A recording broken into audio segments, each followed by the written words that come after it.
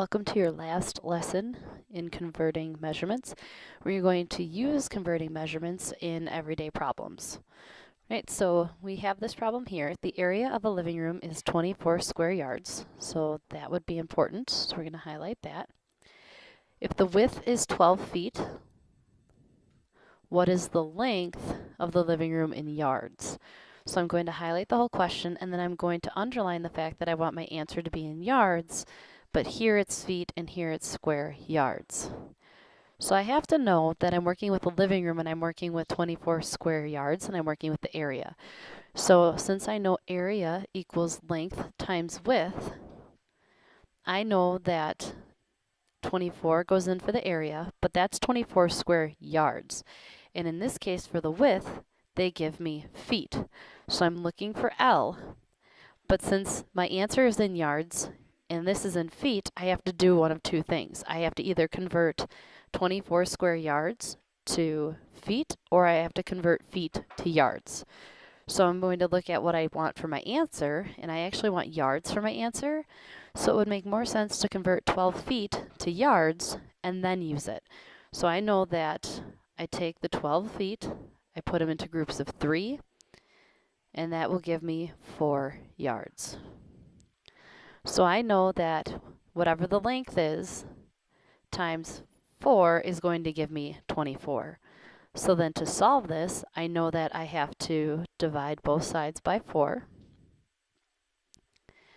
And I get 6 is equal to L. So I know that the length of the living room is 6 yards. So I'd write that for my answer.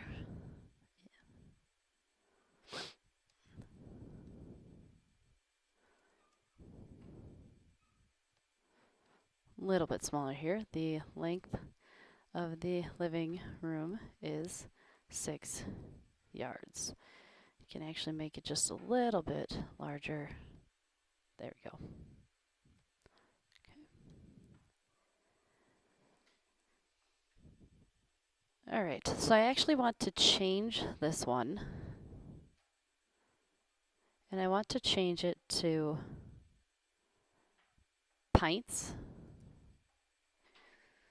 Okay, and then I want you to notice that if you go to the next page works with all metric conversions. Okay, so once we get down here to this page, we're working with metric conversions. So I'm going to do an example on this page as well. So Tim has a scale that only measures in grams. He puts his pet elephant on it and sees that it weighs 1,050 kilograms. How many grams is this? Fortunately for us, this is a simple conversion problem, so I know I have 1,050 kilograms, and I want to know how many grams this is. All right, so to go from kilograms to grams, I know it's kilo, hecto, deca, base. So it's 1, 2, 3. Since my units are getting smaller, I know my number will get bigger, so I'm going to multiply 1,050 by 1,000. And I know to do this, I actually just have to move my decimal on the 1,050 3 places. So I can do that off to the side so I have more room. It's always at the end unless I were to put it here or something like that, but if I don't see a decimal, I know it starts at the end. And I move it 1, 2, 3 places. I add zeros there, so my answer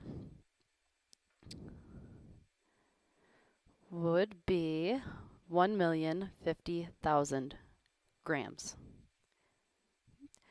So what I'd like you to do is I'd like you to try these last 4 problems on your own. Some of them are simple conversion problems. Some of them you have to do a couple extra steps in. So we use conversion a lot in a lot of different ways. So this is just you getting some practice on using each of those pieces. As always, if you have any questions, please be sure to post them to Edmodo.